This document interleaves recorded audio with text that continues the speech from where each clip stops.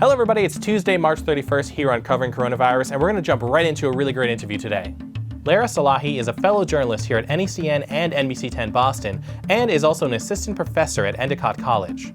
She co-wrote a book called Outbreak Culture that looks at past epidemics, including the Ebola crisis of 2016, and what we need to do to prepare for outbreaks like this. What are the patterns? What's kind of the process here as we go through this?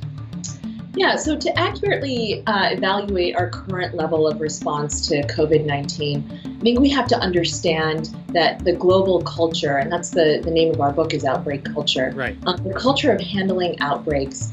We know that government agencies have time and time again chosen to be a culture that's reliant on response rather than investing in readiness. Mm-hmm. And we know that no country is immune to outbreaks, and we are seeing this play out in real time firsthand for all of us in the United States.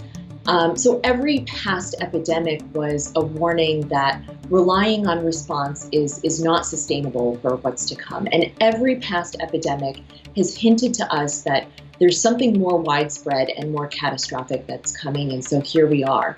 So as we look at Ebola's similarities to COVID-19, for example, I mean, they're two very different pathogens. Ebola is highly infectious, where COVID-19 is something that's highly contagious. Mm-hmm. But there are similarities in the way that we respond as a culture to pathogens, remember, regardless of the name. So, one thing that we're seeing and that we've seen in the early stages of outbreak response is the downplaying of the severity or seriousness of this pathogen.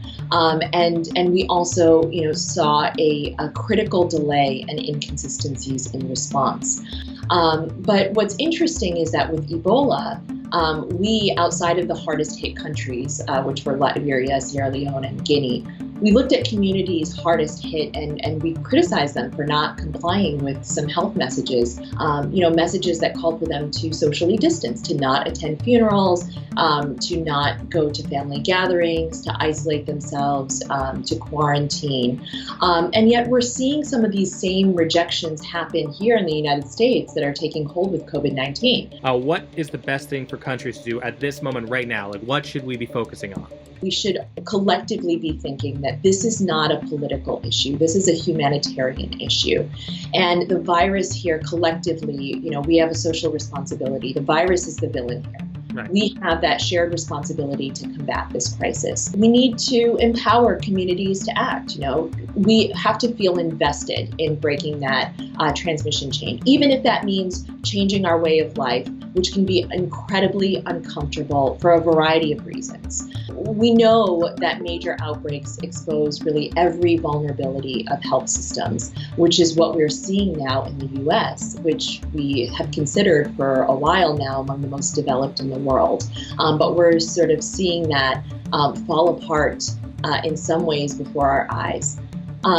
Fear is another consequence of this epidemic. I mean, with Ebola, for example, you didn't necessarily have to know someone who contracted the illness to be directly affected by it. So those who lived through a traumatic experience like an outbreak, like the Ebola outbreak, witnessed societal breakdown and trauma. There was an upsurge of the incidence of mental health disorders, including depression, anxiety, post-traumatic stress, substance abuse, in some parts that were hardest hit. So we should be prepared to see potentially a major psychosocial consequence here. One thing as we were researching the book, there's a quote that kind of resonates in my mind, that outbreaks don't end with a bang. They sort of whimper or taper away.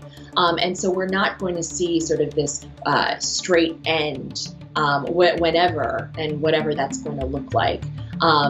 It's going to gradually kind of go away, but, in terms of the pathogen itself, we'll kind of see how that plays out.